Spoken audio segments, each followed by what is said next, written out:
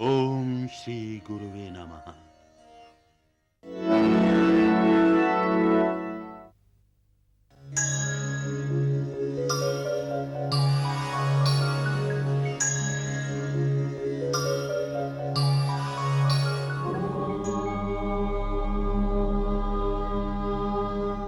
ओम ईवर्चस्वते, ओम ईशवस्वते। जीर्ण तन या हीन मन हो या मनस का फेर हो, पाप की दुविधा हो या फिर इस जगत का घेर हो।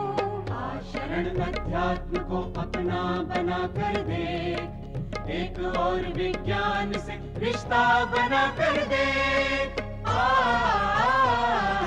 वेद आयुर्वेद हो या हो ग्रहों की मुश्किलें, शुद्ध अनुष्ठान हो या सत्कर्म की मंजिलें। अध्यात्म में हर रास्ता है, पास आकर देख, एक और विज्ञान से रिश्ता बना कर देख, एक और विज्ञान से रिश्ता बना कर देख। एक और विज्ञान, जादू टोने की लचर बातों से दूर शुद्ध रूप से वैज्ञानिक पक्षों का स्वरूप है। इस कार्यक्रम में तंत्र द्वारा देह व परिवेश की शुद्धिकरण की मिलीजुली क्रिया का ज्ञान सब तक पहुंचाया जाएगा। यह कार्यक्रम तंत्र में अनिष्ट करने के पक्षों की भ्रांतियों को तोड़ते हुए इसके लाभकारी व शुद्ध भारतीय वैज्ञानिक पक्षों को उजागर करेगा।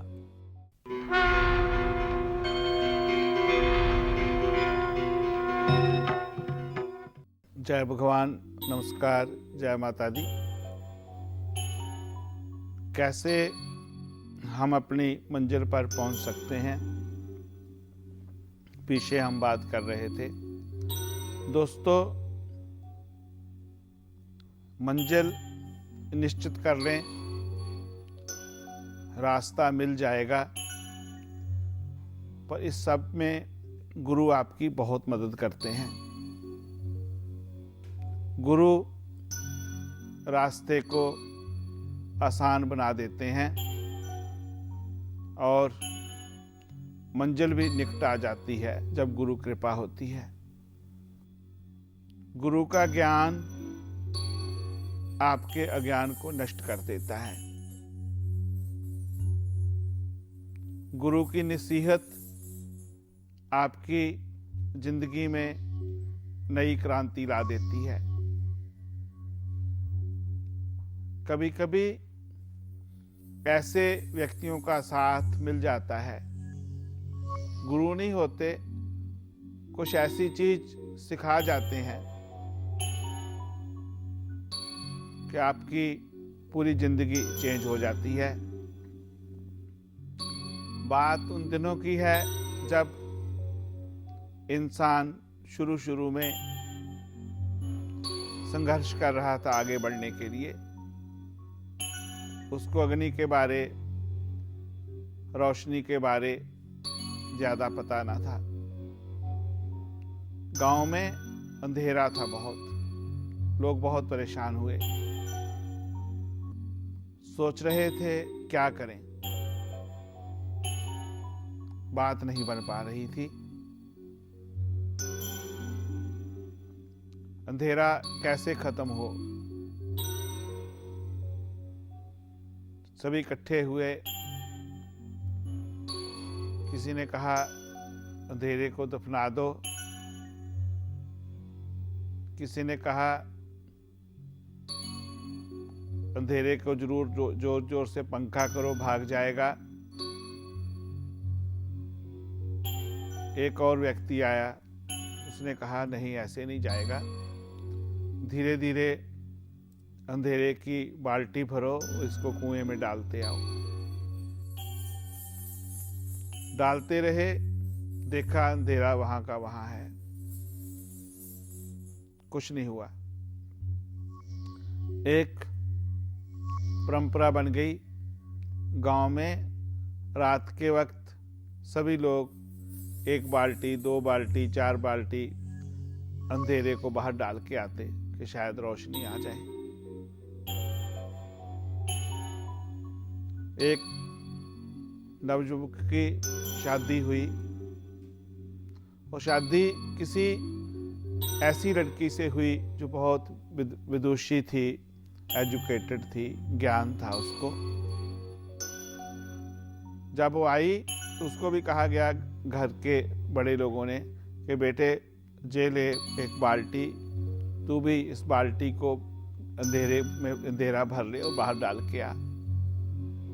हंसने लगी वो, बहुत हंसी। सब अचंभे में आ गए कि क्या हुआ। उसने थोड़ी कॉटन ली, रुई ली, 2 पत्थरों को ऐसे टकराया, थोड़ा घी डाला या तेल डाला, अग्नि पैदा हुई, बत्ती जल गई और अंधेरा भाग गया छोटे सी दीपक की रोशनी से।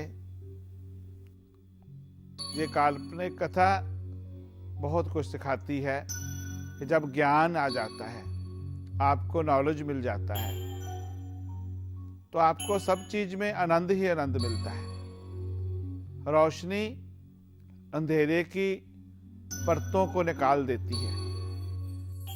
पर तभी दोस्तों, जब हम कुछ सीखना चाहें, हम कुछ बनना चाहें, काम दुनिया में कोई भी छोटा नहीं है, सब काम बड़े हैं।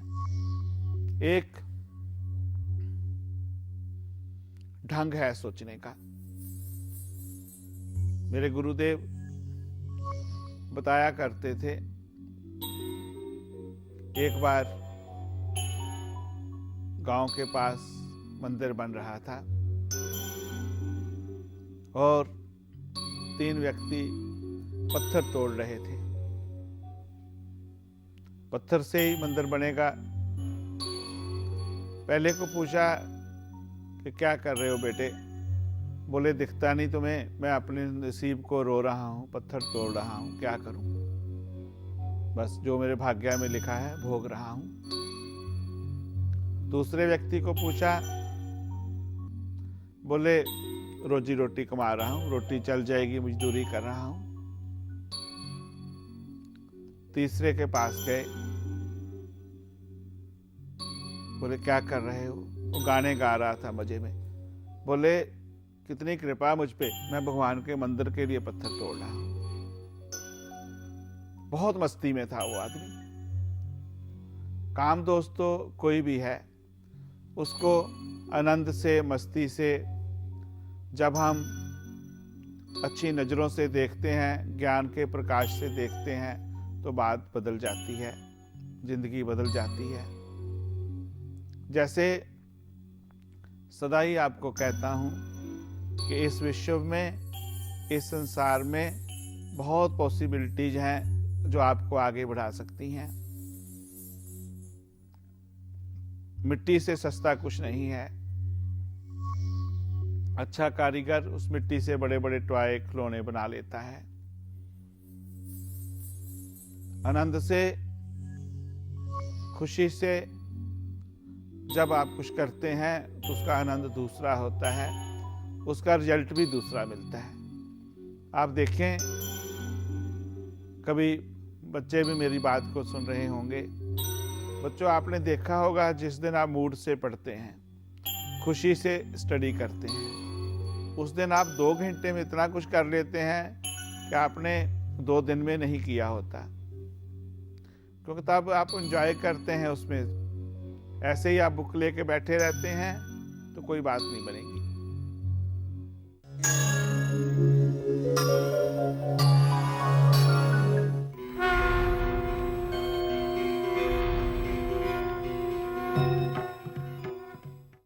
नमस्कार। कार्यक्रम एक और विज्ञान में एक बार फिर से आप सभी का बहुत बहुत स्वागत, हार्दिक अभिनंदन। हम सभी लगभग ऐसा होता है कि परेशान होते हैं या परेशानी से बचने के लिए कोई न कोई साधन जरूर तलाशते हैं। तंत्र के माध्यम से हमें आराम मिलता है, हमें बहुत सुकून का एहसास होता है या हमारी दुश्वारियां खत्म हो जाती हैं। लेकिन तंत्र का प्रभाव क्या स्थायी है, चिरस्थायी है, या फिर तंत्र का प्रभाव क्षणिक है? तंत्र का प्रभाव कब तक हमारे जीवन पर रह सकता है, या फिर ये प्रभाव कुछ समय के बाद पूरी तरह से लुप्त ही हो जाता है। चलिए इस बारे में आज बात करते हैं और इसी विषय पर विस्तार से जानकारी हासिल करते हैं परम पूज्य श्री चामुंडा स्वामी जी महाराज से। स्वामी जी, आपका बहुत बहुत स्वागत है। शुक्रिया पर्णा जी। प्रणाम दर्शकों, जय माता दी। तंत्र इंस्टेंट रिजल्ट देने में, स्पिरिचुअलिज्म में इससे बड़ी विधा और कोई नहीं है। कुछ चीजें हमें चाहिए ही टेम्परेरी होती हैं और कुछ चीजें टेम्परेरीली ठीक हो जाएं, फिर उसको परमानेंट हमें कुछ असूलों का पालन करके करना पड़ता है। अगर हम उन नियमों का पालन करते हैं तो टेम्परेरी जो है वो भी परमानेंट हो जाता है। अगर हम नियमों का पालन नहीं करते तो परमानेंट हुआ हुआ भी फिर बिगड़ जाता है। और तंत्र में भी कुछ परिस्थितियां ऐसी ही हैं। इसी परिस्थितियों को ध्यान में रखते हुए आगे बढ़ते हैं, अपर्णा जी के साथ तंत्र की चर्चा करते हैं। स्वामी जी, तंत्र के लिए लोगों के मन में आस्था रहती है, क्योंकि तंत्र के बारे में लोग ये सोचते हैं कि ये एक ऐसी विधा है जिसके जरिए जल्दी से आराम मिल जाता है, इंस्टेंट रिलीफ मिल जाता है। लेकिन यदि हम इस रिलीफ की परमानेंसी की बात करें तो उस पर एक ज़रूर सवालिया निशान लगता है कि ये रिलीफ यदि परमानेंट है तब तो ठीक है, लेकिन ये रिलीफ अगर टेम्पररी है तो फिर उसके बाद फिर जस का तस हो जाएगा, तो फिर आदमी का आराम कहाँ रह जाएगा। सच बात है, पर कुछ चीज़ें ऐसी हैं, जैसे तंत्र किसी युग में अपनी चरम सीमा पर था, फिर नीचे आ गया। अभी बहुत कम लोग हैं तंत्र के क्षेत्र में। कुछ लोग जाना चाहते हैं और वो सोचते हैं कि बहुत विरोध का सामना करना पड़ेगा, लोग क्या सोचेंगे। वो मैंने स्वयं अपर्णा जी किया है विरोध का सामना। बड़े बड़े नेता जब उनको काम लेना होता है तो मॉर्निंग, इवनिंग, रात को ऐसे वक्त में आएंगे, कोई देखे नहीं। उसके पश्चात अगर उनको तंत्र की कहीं हेल्प करनी है, तंत्र के बारे कुछ बोलना है, इवन ज्योतिष के बारे में बोलना है, तो बड़ी कंजूसी से बात करते हैं। तो ऐसे लोग कैसे विद्या को बढ़ाएंगे? कोई भी विद्या अंधेरे में कभी नहीं पनपती, रोशनी में पनपती है। जो लोग उससे लाभ लेने वाले हैं वही बात नहीं करेंगे तो कैसे पनपेगी? हिंदुस्तान में सबसे ज्यादा अगर तंत्र विद्या का प्रयोग करते हैं, तंत्र विद्या का लाभ लेते हैं, तो कौन है आप बताओ? राजनेता। और किसी भी राजनेता ने आज तक कोशिश नहीं की कि इस विद्या को आगे बढ़ाया जाए। फिर फिल्म वाले लोग भी बहुत लाभ लेते हैं। वो इससे आकर्षण कैसे बढ़ाना है, किस दिन करना है, कैसे करना है, सब करते हैं। अगर उनको फिल्म तंत्र के ऊपर बनानी है तो बना देंगे वो अच्छी, आजकल मार्केट है, चल जाएगी। और उनको तंत्र के ऊपर ईमानदारी से कुछ बोलना है तो बोलने से हिचकिचाएंगे, नहीं बोलेंगे। करने वाली माँ है, माँ की कृपा से ये दोनों वर्ग के लोगों के साथ वास्ता पड़ता है, आगे भी पड़ेगा, पढ़ भी रहा है, पर इस विद्या को बढ़ाने का प्रयास नहीं करते। पर धीरे धीरे धीरे करके कुछ लोग, ऐसा नहीं कि सब लोग ऐसा करते हैं, कुछ लोग चाहते हैं कि हम इस विद्या का प्रचार करें। मैं नाम नहीं लेना चाहूँगा। कुछ धुरंधर व्यक्ति जो अभी ऊंची पोस्टों पर हैं, उन्होंने कहा नहीं स्वामी जी बताओ हम इस विद्या के लिए क्या करें, हम क्या कर सकते हैं इस विद्या के लिए ताकि इस विद्या को सही दिशा मिले। उसके पश्चात ही ये प्रयास किया, सेमिनार करना शुरू किया, दूसरा किया, ताकि धीरे धीरे लोगों को सही विद्या तक ले जाया जाए। स्वामी जी, जो विद्या है, तंत्र की जो विद्या है, उसका जो ज्ञान है, उसे सही लोगों तक पहुंचाने का जो प्रयास है, आप जिस प्रयास में शामिल हैं और जिस प्रयास को आप इतने समय से कर रहे हैं, ऐसे में बहुत सारे ऐसे, जैसे कि आपने बताया नेताओं की बात करी स्वामी जी, आपने फिल्मी अभिनेताओं की बात करी जो कि इसका प्रयोग करते हैं अपने जीवन में, सफल होते हैं, लेकिन स्वयं इस पर काम कम कर पाते हैं। लेकिन जो स्टूडेंट्स आपके पास आते हैं, जो बड़े ऑनेस्टली इस विद्या को सीखना चाहते हैं, तो जाहिर सी बात है उन्हें भी उन सभी फेजेस से होकर जाना पड़ता है। तो उन्हें, आज की इस जनरेशन के स्टूडेंट्स की हम बात करें तो उन्हें कैसे आप डील करते हैं? मैं स्टूडेंट्स की बेटे बाद में बात करूं, आपके क्वेश्चन का जवाब बाकी है कि जे इसका असर परमानेंट है कि टेम्परेरी है। जैसे किसी का वशीकरण किया, कोई ड्रग में चला गया, गलत संगति में चला गया, वशीकरण करके उसको हम वापस ले आए, उसके बाद अकेले इससे काम नहीं चलेगा, हमें उसके मुताबिक उसको उस परिस्थितियों से निकालना होगा कि वो बाद में पैदा ना हो पाए, कि दोबारा फिर उधर चला जाए, तो बात परमानेंट हो जाएगी। और कभी कभी फिर डर लगता है कि जब ऐसा दोबारा तो नहीं हो जाएगा, ऐसा फिर होने लगे तो फिर वशीकरण की जरूरत नहीं है, फिर स्तंभन तंत्र है। स्तंभन का मीनिंग होता है उसको रोक देना, उसको रोक देते हैं। कैसे रोकना है, किस स्थिति में रोकना है, इसके लिए तंत्र में कौन सा कार्य कब करना चाहिए। तंत्र में कभी कभी मंत्रों की जरूरत होती है, कभी यंत्र की जरूरत होती है, कभी ध्यान की जरूरत होती है। अगर हम पूर्ण विश्वास के साथ साधना करें तो तंत्र का कोई भी कार्य फेल नहीं होता। दोस्तों एक बात माने, इसमें कुछ चीजें आपको करनी होती हैं, कुछ मेरे जैसा मदद करता है, कुछ हमें जो साधक लोग हैं तंत्र के उनसे मदद लेनी पड़ती है। कभी वो कांड वाले लोग होते हैं, कभी तंत्र की साधना करने वाले लोग होते हैं। और इसमें बहुत सी गोपनीय चीजें ऐसी हैं कि उनका विस्तार से वर्णन करना कठिन हो जाता है, पर परमानेंट ठीक किया जा सकता है। कभी कभी परमानेंट की जरूरत नहीं होती। आपका कोई कोर्ट केस है, मजिस्ट्रेट का वशीकरण किया, आप घर आ गया, आपका कोई भी जो मेंबर था फैमिली या दूसरा, तो आपको मजिस्ट्रेट से क्या लेना देना परमानेंट करके ना। कभी कभी तो बीमारी हुई, आपको तंत्र ने हेल्प की उसमें, तो बात खत्म हो गई, आप ठीक हो गए। परमानेंट ठीक रहें, फिर आपको हेल्दी फूड खाना चाहिए, हेल्दी ध्यान रखना चाहिए। दोस्तों मैं सदा कहता हूँ कि मेडिकल साइंस बहुत बड़ी साइंस है। एक डॉक्टर भी एक महात्मा से, एक ऋषि से कम नहीं है जो आपको एक नई जिंदगी देता है। और कभी कभी डॉक्टरों की समझ में नहीं आता, तो तब तंत्र का साथ कभी कभी इतनी मदद कर देता है कि आप कष्ट से भी निजात पा लेते हैं। तो अभी बात कर रही थी आपके जो नए स्टूडेंट्स आते हैं, नए स्टूडेंट्स ना भाग जाते हैं जल्दी। वो सोचते हैं कि इतनी जल्दी हमें फल मिल जाए, इतनी जल्दी बात हो जाए। उनको कहते हैं बेटा तुम सुबह 4 बजे उठना, 4 बजे उठने के बाद में फिर ध्यान में बैठना, फिर ऐसा करना। 15-20 दिन बड़े उत्साह से करते हैं, फिर आते हैं बोलते हैं गुरुजी अभी 4 नहीं 6 बजे उठ जाऊं कल से। मैं कहता हूँ मुझे गया काम से अभी। फिर बोलते हैं 6 से 7 आएगा, 8 आएगा, फिर जा तो आएगा नहीं मेरे पास 6 महीने। ऐसे ही एक मेरी बहुत अच्छी शिष्या हैं, परम शिष्या हैं हलीमा जी, तो उन्होंने हीलिंग इतनी अच्छी सीखी है कुछ चीज़ों में, बीमारी के मामले में, कुछ और चीज़ों के मामले में, तो लोगों को क्योर कर सकती हैं, ठीक कर सकती हैं। ऐसे और भी बहुत से लोग हैं जो सीख रहे हैं, पर कभी कभी उनको नहीं बताता हूँ कि ये तंत्र है। जब उनको पता चलता है तंत्र तो खुश होते हैं, शुरू में कभी भागना शुरू कर देते हैं। कभी कभी कुछ लोग आते हैं बोलते हैं आप गुरुजी तंत्र का तो नहीं प्रयोग कर रहे इसमें। मैं बताओ बहन क्या बात है, तंत्र से क्या होता है, आपकी बेटी की जो प्रॉब्लम है तो आपको मसला हल होने से मतलब है। तो कुछ अच्छे लोग हैं बेचारे सोचते हैं, बोले नहीं हमारे भला हो नहीं हो, किसी का बुरा नहीं होना चाहिए। तो मैं प्रणाम करता हूँ ऐसे लोगों को। दोस्तों तंत्र कभी किसी का बुरा नहीं करता, एक बात को सोच के चलिए। बुरा कभी कभी हो जाता है बुरे का, पर तांत्रिक, सच्चा तांत्रिक और तंत्र विद्या कभी किसी का नुकसान नहीं करती।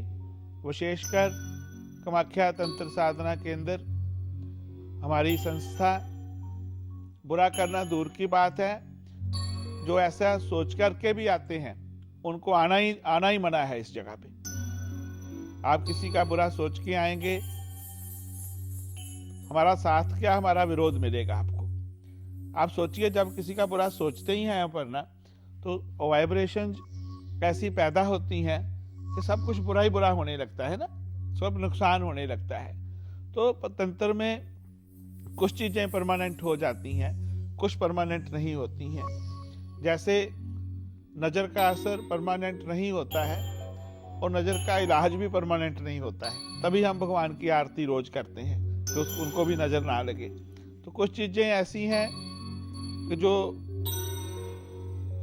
ना चाहते हुए भी परमानेंट हो जाती हैं। अगर आपके हस्बैंड का वाइफ का प्यार है सच्चे मन से, तो कोई ऐसी नज़र लगी, ऐसी परिस्थिति आई, आप अलग होने लगे, तो तंत्र ने आपको एक बार रोक दिया, इकट्ठे कर दिया, दोबारा आप कभी अलग होंगे ही नहीं, क्योंकि आप नेचुरली इकट्ठे थे। तो तंत्र आपको नेचुरली ले आता है उस जगह में जहाँ के आप हैं। अगर नेचुरली कोई तकलीफ है, बुरी बात है, तो उसको क्लियर कर देता है। पर जैसे बेस आदमी का कभी नष्ट नहीं होता है, वो तो रहता ही है वो का वो जो था, पर उसमें वो इम्प्रूव कर सकता है, नेगेटिव को दूर कर सकता है। वो कैसे करेंगे नेगेटिव को दूर, बस इसकी चर्चा करेंगे नेक्स्ट एपिसोड में। मुझे लगता है अभी वक्त हो गया। जी हाँ, तो किस तरह से तंत्र का प्रयोग जो है वो फलदायी हो सकता है और किस तरह से तंत्र के द्वारा राहत मिल सकती है और तंत्र के 1, 2, 3 प्रयोग एक साथ किए जा सकते हैं, किस तरह से किए जा सकते हैं, इसकी चर्चा हम करेंगे अपने अगले अंक में। लेकिन फिलहाल के लिए स्वामी जी आपका बहुत बहुत धन्यवाद। आपका भी बहुत शुक्रिया पर्णा, बहुत अच्छा टॉपिक लेके आई हैं।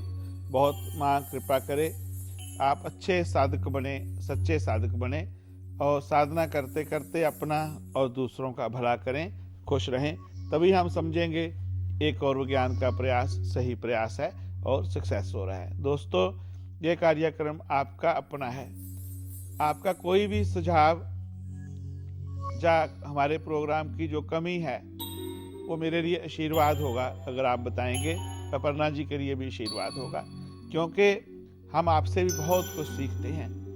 तो आप आशीर्वाद दें, आपकी ईमेल्स, आपके लेटर्स हमारा हौसला बढ़ाते हैं, हमें एक नया उत्साह, नई उमंग देते हैं कि आपको क्या चाहिए।